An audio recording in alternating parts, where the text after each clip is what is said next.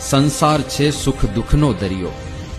જીવનમાં પ્રશ્નો તો આવવાના જ છે, પણ આ પ્રશ્નોની જડી વચ્ચે પણ સ્થિરતા રાખવાની સમજણ મહંત સ્વામી મહારાજની પ્રેરણાથી ભક્તોને પ્રાપ્ત થાય છે. એવા તો અસંખ્ય ભક્તો છે કે જે વિપરીત પરિસ્થિતિમાં પણ ગુરુ પ્રેરણાથી પોતાની જાતને સ્વસ્થ અને સ્થિર રાખી શકે છે.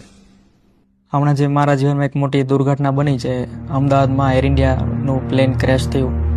તેમાં મારા 3 સંબંધી ધામમાં ગયા. એમાં મારા મધર, મારા માસ અને એમના નાના દીકરી 3 જણા ધામમાં ગયા. એટલે ખૂબ એક શોકજનક આખી કન્ડિશન બની ગઈ.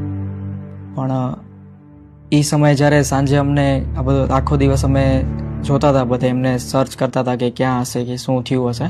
રાત્રે પછી 8-1 વાગે PM રૂમમાં અમને એમના મૃતદેહની સામે ખ્યાલ આવ્યો અને ત્યારે ઊભો હતો.